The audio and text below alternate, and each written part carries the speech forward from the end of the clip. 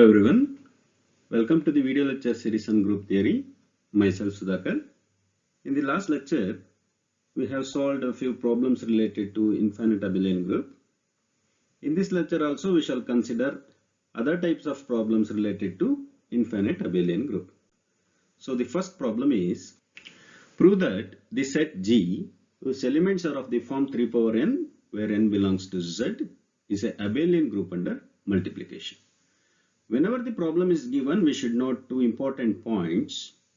They are what is given and what is to be proved. So what is given? Given the set G whose elements are of the form 3 power n where n belongs to Z. And what is the binary operation? Binary operation is nothing but multiplication. And what is our aim? Our aim is to show that G is a abelian group under multiplication. Abelian group means we have to verify 5 laws, namely closure, associative, identity, inverse and commutative laws. So we shall write the given set G whose elements are of the form 3 power n where n belongs to Z. Z means set of all integers, that is 0 plus or minus 1 plus or minus 2 etc. So if we observe the set G, 3 power n, 3 is the base and the power is an integer. If you put n is equal to 0, you get 3 power 0. If you put n is equal to 1, 3 power 1. Similarly 3 power minus 1, 3 power minus 2 etc. That is G is equal to 3 power 0, 3 power 1 etc. So our aim is to prove that G is a abelian group under multiplication. To prove this, we shall consider any three elements in the set G.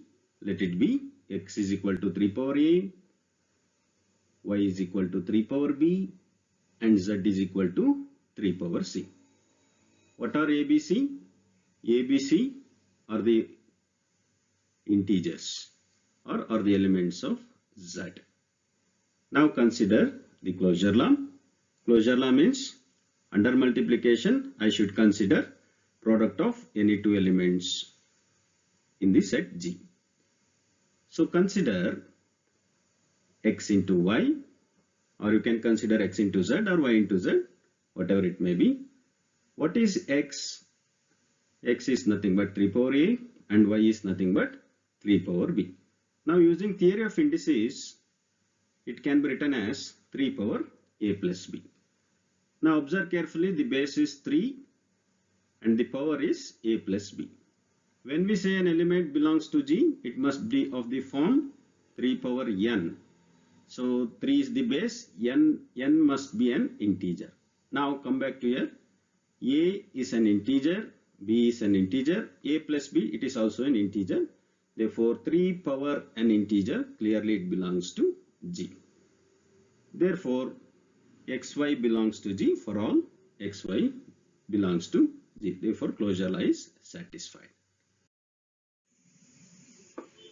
Now consider associative law. So associative law under multiplication, we shall consider left hand side x into yz. We shall replace x, y, z. X is nothing but 3 power a, y is 3 power b, and z is 3 power c. Now simplify what we have inside the brackets. So this is equal to 3 power a into 3 power b plus c. Now again using theory of indices, 3 power a into 3 power b plus c can be written as 3 to the power a plus of b plus c. Now observe a, b, c are all integers. Integer satisfies associative law.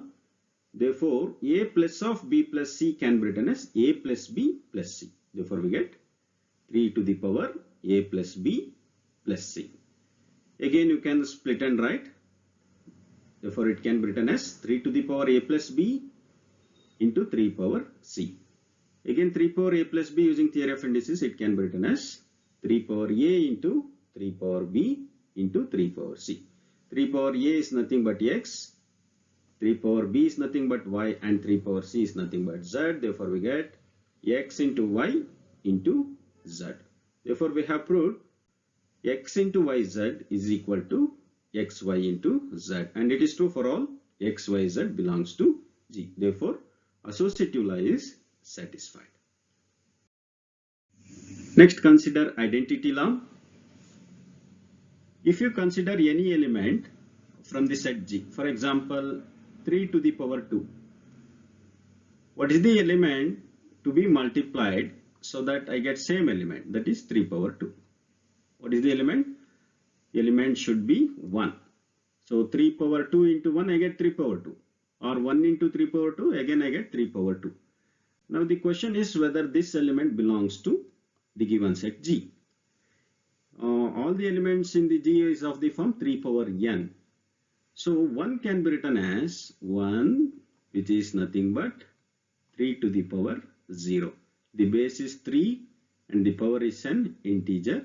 Therefore 1 can be written as 3 power 0. Clearly it is an element in G. Therefore 1, which is nothing but 3 power 0, an element in G, is the identity element. Why we are saying 1 is the identity element? Because x into 1, what is x? X is nothing but 3 power a. 3 power a into 1 is equal to 1 into x, that is 1 into 3 power a is equal to 3 power a, and it is true for all elements in G. Any element you take, if you multiply that by 1, I get the same element. Therefore, in this set, 1 acts as the identity element. Therefore, identity law is satisfied. Now consider inverse law. Again, if you consider 3 power 2, what is the element I should multiply so that I get right hand side identity element, that is 1. So the element we should multiply is nothing but 1 over 3 power 2. So 3 power 2 get cancelled, I get 1. But whether 1 over 3 power 2 belongs to G, 1 by 3 power 2 can be written as 3 to the power minus 2. So 3 is the base, minus 2 is an integer. Therefore, if you consider 3 power 2 into 3 power minus 2, it is nothing but 3 to the power 2 minus 2, which is nothing but 3 power 0, which is nothing but 1. Therefore, 3 power 2 is the multiplicative inverse of 3 power plus 2 and vice versa. Therefore, in general, if you consider 3 power n, what is the inverse of 3 power n? That is nothing but 3 power minus n. Therefore, for every element in G, we get multiplicative inverse. So we shall write, for every x is equal to 3 power a belongs to G, there exists the inverse. What is that inverse? X inverse, which is nothing but 3 power minus a, which is also an element in G, such that x into x to the power minus 1, which is equal to x to the power minus 1 into x, we get right hand side the identity element, that is nothing but 1. So for every element we get inverse, therefore inverse law is satisfied. Okay, next we shall consider commutative law. What is commutative law under multiplication? X into y is equal to y into x. Therefore we consider x into y. So x is nothing but 3 power a and y is nothing but 3 power b. Again, using theory of indices, 3 power a into 3 power b, 3 power a plus b. Again, you observe here, a is an integer, b is an integer. So integer satisfies commutative law. Therefore, a plus b can be written as b plus a. This is equal to 3 to the power b plus a. Again, using theory of indices, this can be written as 3 power b into 3 power a. 3 power b is nothing but y. 3 power a is nothing but x. Therefore, this is equal to y into x. Therefore, we have proved x into y is equal to y into x, and it is true for all x, y belongs to G. Therefore, commutative law is satisfied. So, we have verified all the 5 laws. Hence, G is a abelian group under multiplication. Okay, we shall similarly, you can work these problems. Prove that the set G of the form 2 power n. So we may get 2 power n, 3 power n, 5 power n, etc. is a abelian group under multiplication. Similarly, prove that the set G whose elements are of the form 5 power n, where n belongs to Z, is a abelian group under multiplication. Or in general, they may prove that the set G whose elements of the form a power n, where n belongs to Z. What is A? A is a non-zero integer, is a abelian group under multiplication. And also another problem, prove that the set G whose elements are of the form 2n, not 2 power n. This is 2 into n, where n belongs to Z, is a abelian group under addition. So 2n means multiples of 2, or we can say that this is a set of all even integers. We have to prove this is a abelian group under addition. Similarly, try to prove multiples of 3, multiples of 4, multiples of 5, etc. whether they are abelian group under addition. Next we shall consider another problem. Show that this set G whose elements are of the form cos theta plus I into sin theta, where theta is a real number, is a abelian group under multiplication. Again, observe carefully the given problem, what is given and what is to be proved. What is the given set? Given set is G, or set of all elements of the form cos theta plus I sin theta, where theta is a real number, and the binary operation is multiplication. And what is our aim? We have to prove that G is a abelian group under multiplication.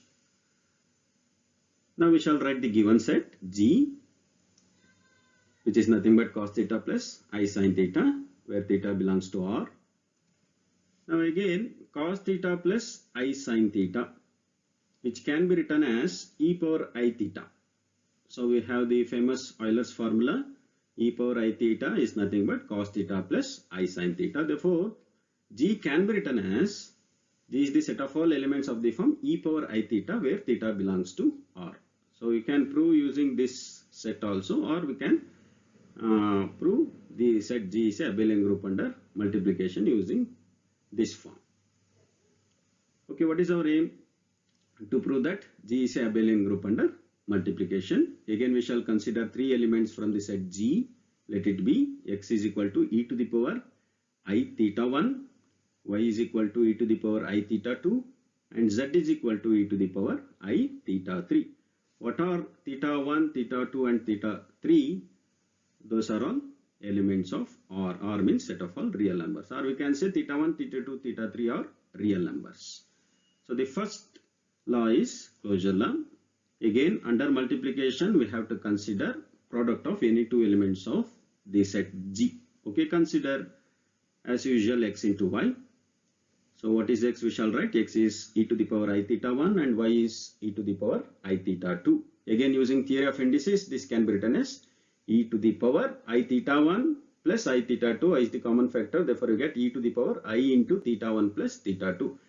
So observe carefully again the set G, the elements of the form e to the power I theta. The base e is common, I into theta. Theta varies. So these are all real numbers. So here e to the power I theta 1 plus theta 2. Theta 1 and theta 2 are real numbers.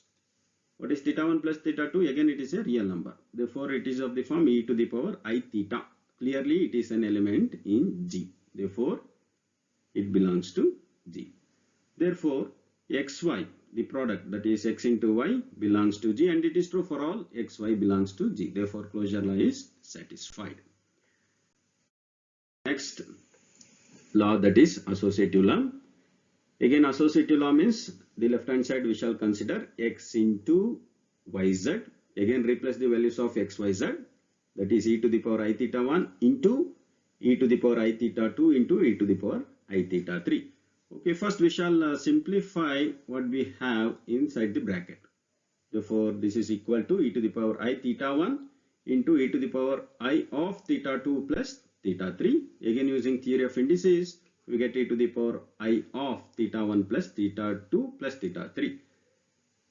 These three are real numbers. Since real number satisfies associative law, therefore this can be written as e to the power I of theta 1 plus theta 2 plus theta 3. Again, using theory of indices, this can be written as e to the power I of theta 1 plus theta 2 into e to the power I theta 3. Again, using theory of indices, this can be written as e to the power I theta 1 into e to the power I theta 2 into e to the power I theta 3. So e to the power I theta 1 is nothing but x, this is y, and this is the z. Therefore, we get x into y into z.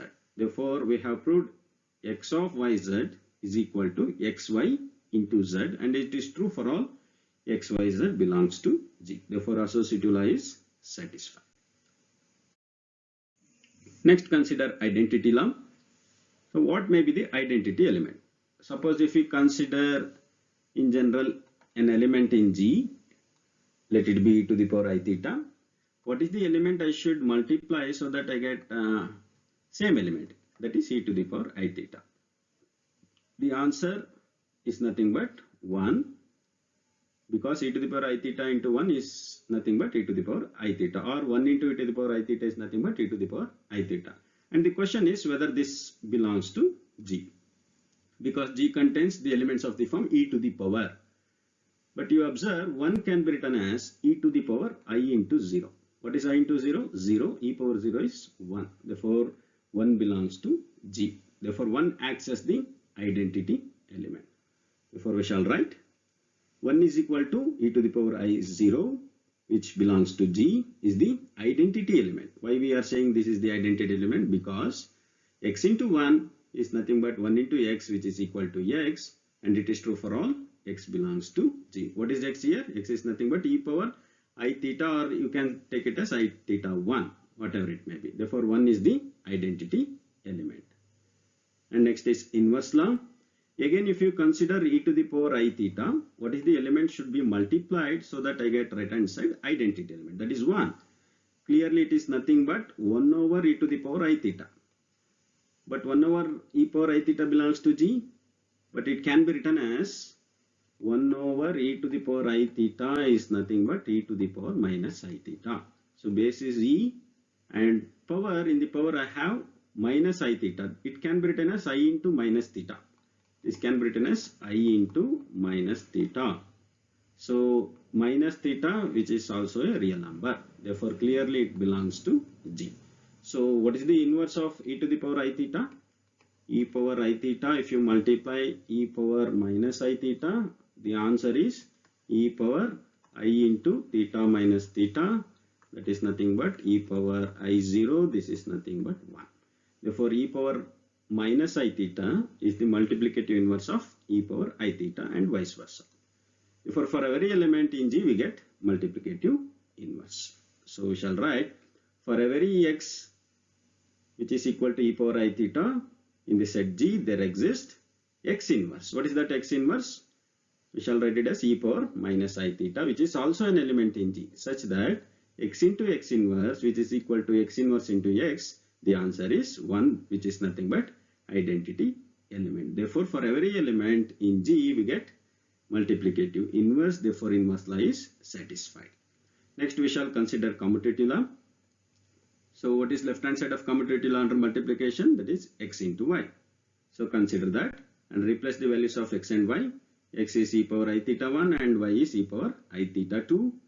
And this is using theory of indices, we get e power I of theta 1 plus theta 2. Again, theta 1 and theta 2 are real numbers. Real number satisfies commutative law. Therefore, it can be written as theta 2 plus theta 1. Therefore, in the next step, we get e power I into theta 2 plus theta 1. Again, using theory of indices, this can be written as e power I theta 2 into e to the power I theta 1. Therefore, e power I theta 2 is nothing but y. E power I theta 1 is nothing but x. Therefore, this is equal to y into x. Therefore, we have proved x into y is equal to y into x. It is true for all x, y belongs to G. Therefore, we have satisfied all the 5 laws. Hence, G is an abelian group under multiplication. Okay, we shall move to next problem. Show that the set Q plus of all positive rational numbers is an abelian group under the composition defined by A star B is equal to AB by 2 for all AB belongs to Q plus. Again, note that what is given and what is to be proved. So what is given?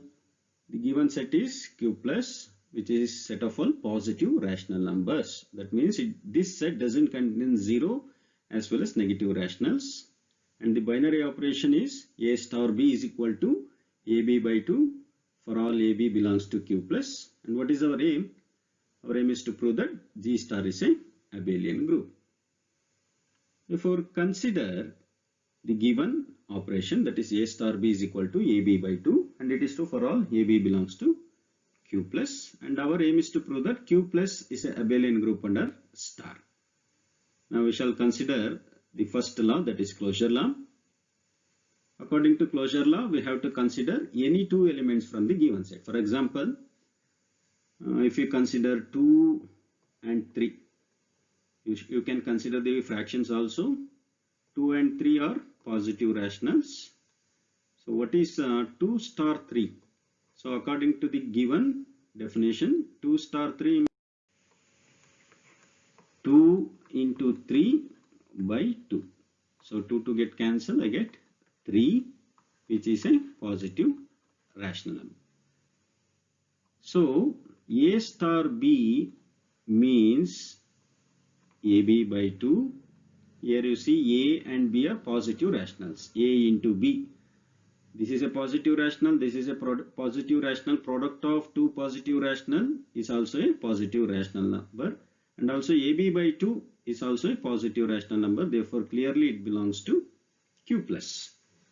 Therefore, we shall write, since the product of any two positive rational numbers is also a positive rational number, we have A star B, which is equal to AB by 2. Clearly, this is an element in Q plus, and it is true for all AB belongs to Q plus. Therefore, closure law is satisfied.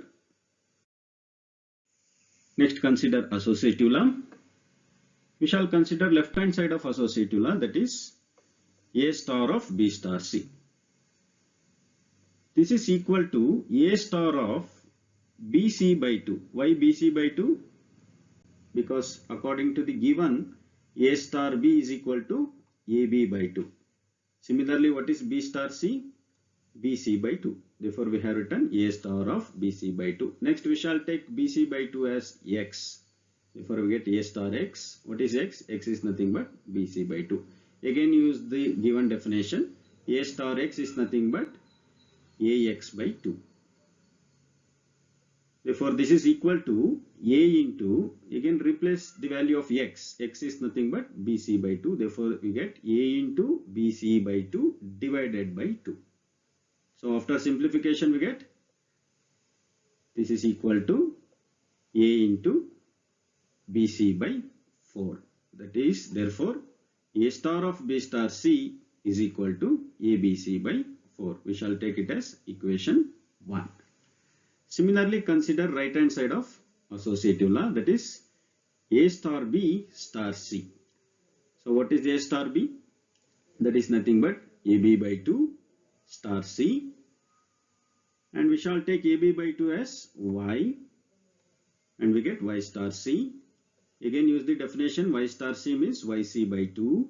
In the next step, replace Y. What is Y? AB by 2. Therefore, we get AB by 2 into C by 2. Therefore, after simplification, we get ABC by 4. Therefore, A star B star C is nothing but ABC by 4. We shall take this as equation 2. Now, observe carefully equations 1 and 2. Right hand sides are ABC by 4. Therefore, from 1 and 2, we get A star of B star C is equal to A star B star C, and it is true for all ABC belongs to Q plus. Therefore, associative law is satisfied. Next, identity law. So to find the identity element, we shall consider like this. From the identity law in general, we have A star E is equal to E star A, which is equal to A. We shall consider only this much, A star E is equal to A. But according to the given problem, what is A star E? A star E is nothing but AE by 2, because A star B is equal to AB by 2. But left hand side, that is A star E, can be written as A. Therefore, we get A is equal to AE by 2. So, A we can cancel. So, if you cross multiply 2, we get E is equal to 2. 2 is a positive number, or we can say positive rational, clearly belongs to Q plus. Therefore, E is equal to 2 is the identity element. Again, we can verify. Suppose if you consider a positive rational number, for example, 3 star 2, identity element. What is the answer we should get? 3. We can check. 3 star 2. according to this definition, this is equal to 3 into 2 divided by 2. Therefore 2 get cancelled, therefore I get 3. Therefore clearly 2 is the identity element in Q plus. Next, consider inverse law. So we have A star A inverse is equal to A inverse star A, which is equal to E. But we shall consider only A star A inverse is equal to E. But according to the given problem, A star A inverse is nothing but A into A inverse by 2, because of A star B is equal to AB by 2, that is given. But left hand side, A star A inverse is nothing but E. Okay, if you replace that by E, we get E is equal to A into A inverse by 2. But we know what is E. E is nothing but 2. Therefore, we get 2 is equal to A into A inverse by 2. So, cross multiply. After simplification, we get A inverse is equal to 4 by A. 4 by A is a positive rational number. Therefore, 4 by A is also a positive rational number. Clearly, it belongs to Q plus. Therefore, 4 by A is the inverse of A. Similarly, what is the inverse of 3? Inverse of 3 is nothing but 4 by 3. Inverse of 5 is nothing but 4 by 5. Inverse of 9 is nothing but 4 by 9. We can cross check. A star A inverse, according to the definition, this is A into A inverse by 2. But what is A inverse we got? 4 by A. Therefore, this is A into 4 by A, 4 by A by 2. A get cancelled, we get 4 by 2. This is 2. This is equal to 2. This is nothing but E. Therefore, I get A star A inverse is equal to E. Therefore, A inverse is the inverse of A. So, we have verified 4 by A is the inverse of A. Next, consider commutative law. So, left hand side of commutative law is A star B. Okay, what is A star B? It is nothing but AB by 2. Now we observe carefully the numerator A and B. A and B are positive rational numbers. So positive rational numbers, A into B can be written as B into A. Therefore this can be written as BA by 2. So BA by 2 is nothing but B star A. Therefore we have proved A star B is equal to B star A for all ABC belongs to Q plus. Therefore we have verified all the 5 laws. Therefore we conclude that Q plus is an abelian group under the operation star. Okay, I hope you understood how to prove a given set is an abelian group or not under the given binary operation. In the same manner, you can understand the next problem and try to solve the problems given in the exercise part. Thank you.